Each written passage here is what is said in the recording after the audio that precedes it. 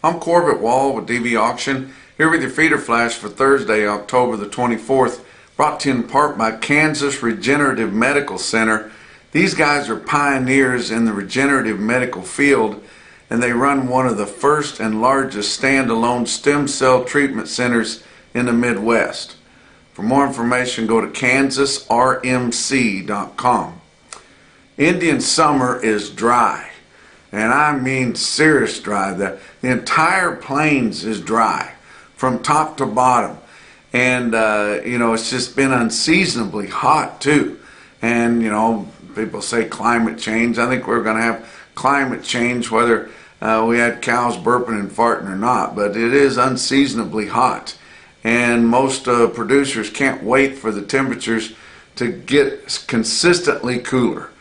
Get a hard freeze and then stay consistently cooler. I mean, not everybody waiting for frigid temperatures, but it'd sure be nice if it would stay cool, kill a bunch of these airborne illnesses, and just give everybody some relief. But gosh dang, as I'm traveling here in Missouri, I lived in Missouri for nearly 20 years, and I don't know that I've ever seen it this dry, especially in southern Missouri below the river.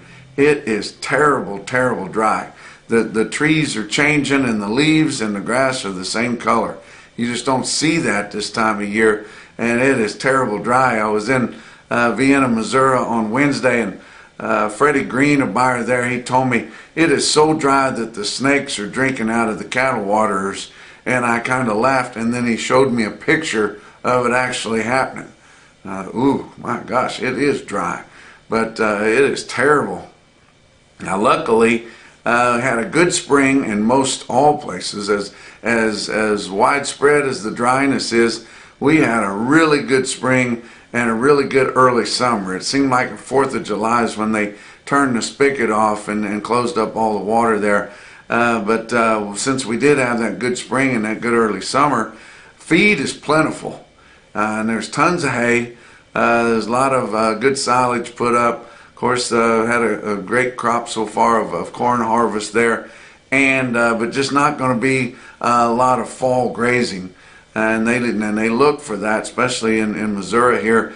The people like to stockpile that fescue and then graze it in the fall and see how long it'll take them into the winter. But they're going to have to pull out those $40 bales of fescue round hay there that they put up so many of, because it is getting super dry and they're running out of grass, and it's just that way all over. Like I said, the dust is bad in the lots. People are having a lot of health problems with these new arrivals of unweaned calves, and it's just consistent. I mean, from North Dakota to South Texas, and from Colorado across to Arkansas, and it goes even further than that. Now, you remember how big the storm was, Helene, that come up after it hit Florida and then come up all the way and then did all that devastation in North Carolina and East Tennessee.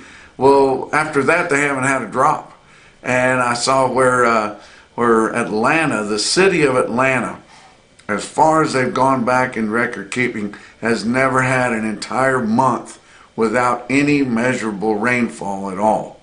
But this month they don't have any yet at all, and we're getting pretty late here, and there's nothing forecasted for that between now and Halloween. So they might actually hit a day, or they might hit the whole month in Atlanta, Georgia, where they don't have any measurable rainfall for a whole month, and that would be an all-time record. But the board was down on Wednesday pretty significantly, especially on the back months of feeder cattle.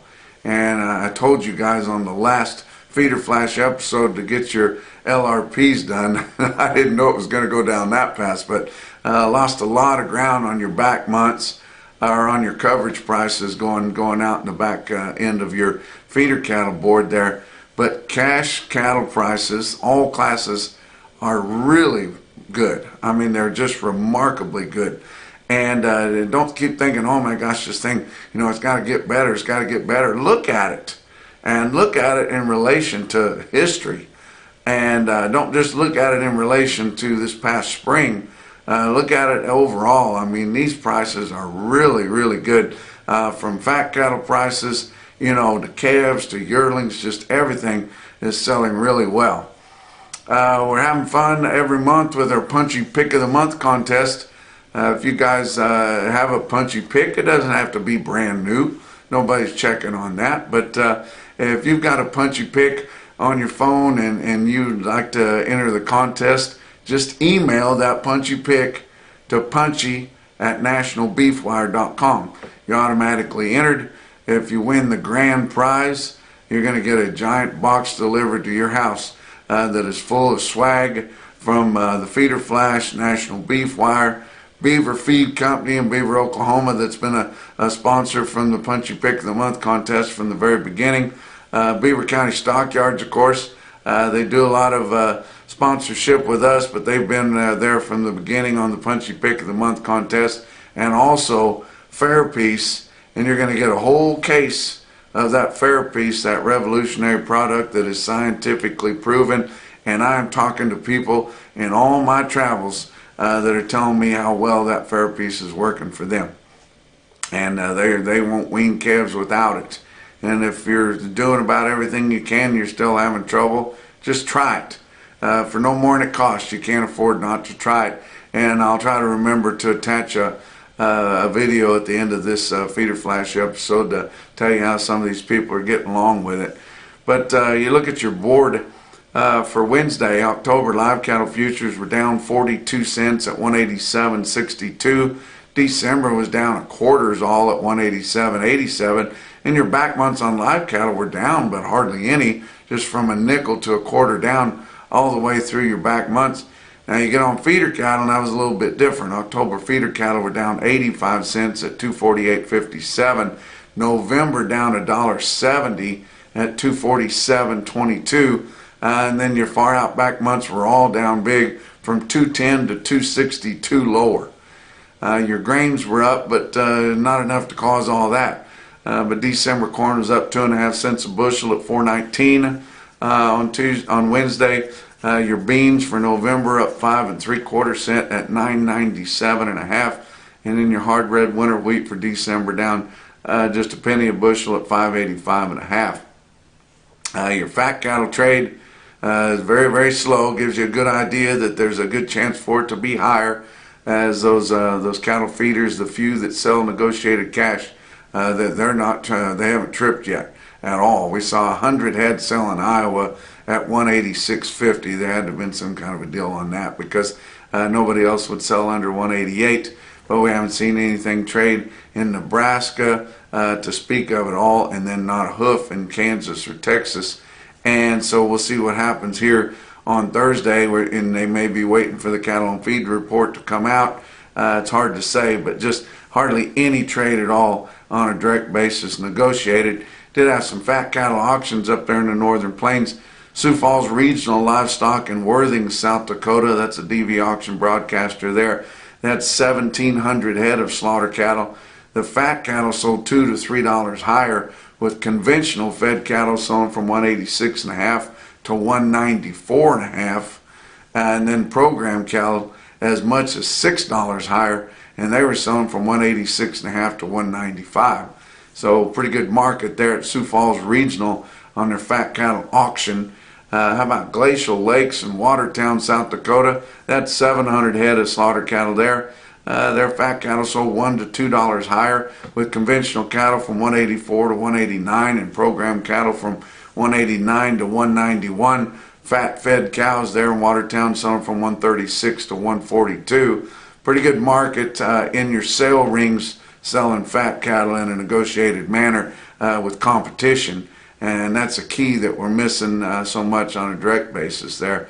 But box beef cutout values were lower on the choice, higher on select, and they've just kind of been swapping back and forth all week here after gaining so much ground the previous 3 weeks. But choice cuts down $2.55 on Wednesday afternoon at $321.41. Your selects up 97 cents at $295.77.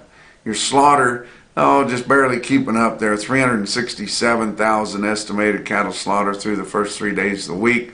That's 3,000 less than this point a week ago, 9,000 less than this point a year ago. Talk about what else is going on. You say you like the feeder flash.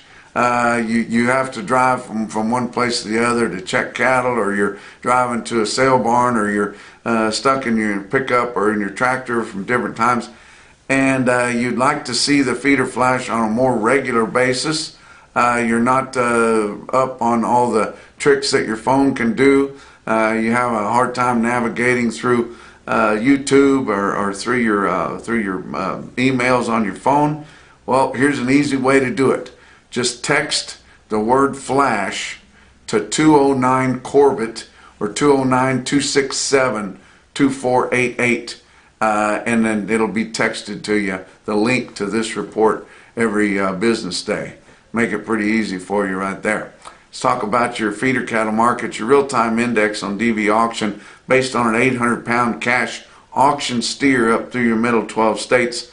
Late in the day on Wednesday, sitting at 248.14. That was down 237, and we didn't have any of the, or as many of the Northern Plains specials that really hit the high marks. Not on your yearling feeders anyway. They had several sales up there, but they were mostly all calves.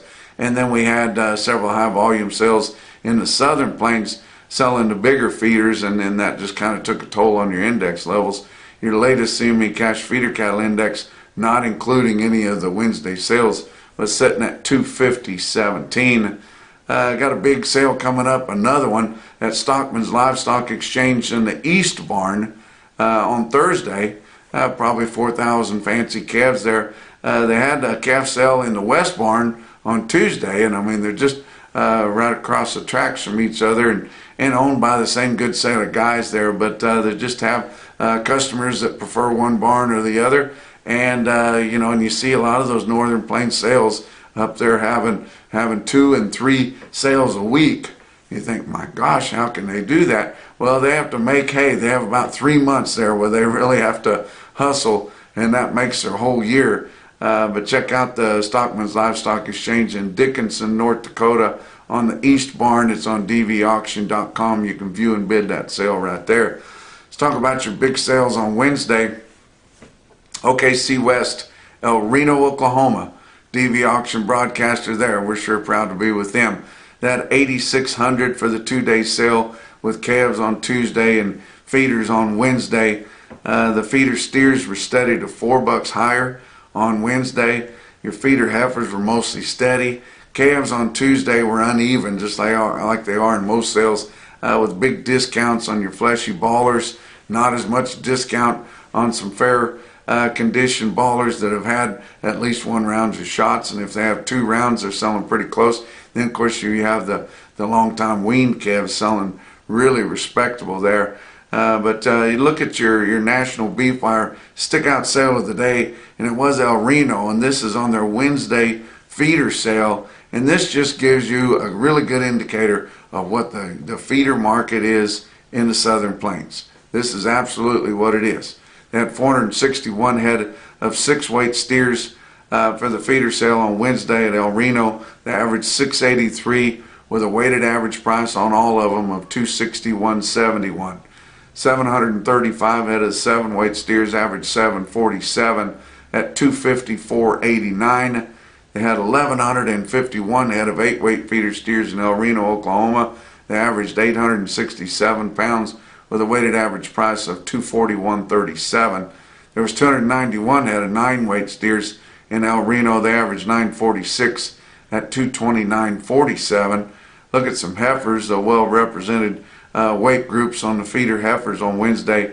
378 head of 6-weight heifers averaged 665, weighted average price 242.71. 610 head of 7-weight heifers averaged 769 at 231.97, and then 236 head of 8-weight heifers in El Reno, Oklahoma, weighted average weight 856, weighted average price 222.90. They had a good sale at Winter Livestock in Dodge City, Kansas, 2,500 for them. They're going to have a big calf special at next week's sale, so you might be thinking about that.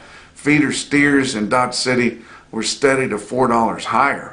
Didn't have a lot of feeder heifers to really test the market, but calves or all your cattle weighing under 7 were sharply higher, like $10 or $15 higher in spots. So they must have had several wean groups in there. But their stick-out sale in Dodge City with some yearling feeder steers. There was 57 head of them, weighed 858 pounds, and bring 260. That's a good price. It wasn't much better than that any time through these record prices, guys. Where I was at on Wednesday, I was able to stop at the South Central Regional Stockyards in Vienna, Missouri.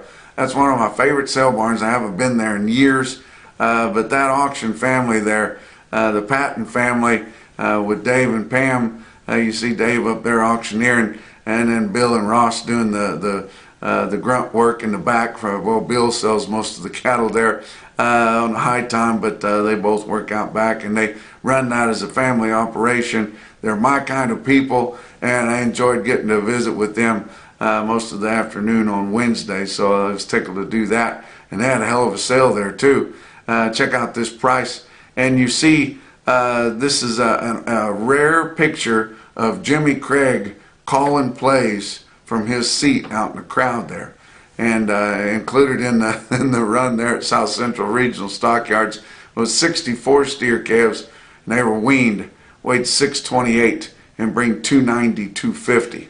How about Cherokee Sales Company in Cherokee, Oklahoma? Western Oklahoma guys, they had 62 head of those steers, weighed 843, and bring 258.50. Good price there. Let's go up in the Northern Plains at Fort Pierre Livestock Auction, Fort Pierre, South Dakota. 97 steers, weighed 602, and bring 309.50. Wow. But the most impressive quote that I saw anywhere on Wednesday in your Macrocin, no BS, top quote for the day, come from Sterling, Colorado. The Sterling Livestock Commission, they must have had a little bit of moisture out of that last deal, and they think they're going to have some wheat. They sell 127 steer calves, weighed 524, and bring 339. And that's your feeder flash for Thursday. My name is Jeff Slatton with the Beaver County Stockyards. We run a large number of yearlings. This fall, Rodrigo with Ferropeas came to me and wanted me to try this product. Since then, our medicine bills went to nothing. This is not an antibiotic. It makes your cattle keep hydrated. It makes your antibiotics and your drugs work like they should. I feed quite a large amount of cattle, and I'm sending them to feed yards, and every feed yard likes it now. We went from doctoring 40% of them last November to almost nothing. We're not having any bad eyes or foot rotters. It's eliminated tons of our problems. I would not buy a set of calves without using this. I think this has made me more money than any antibiotic or drug that I've ever used. This is not a paid advertisement. This is good stuff. If you want to make some money, buy you some little calves, use this Ferropeas, and save a lot. I don't know what else to say, but it's the best product I've ever used.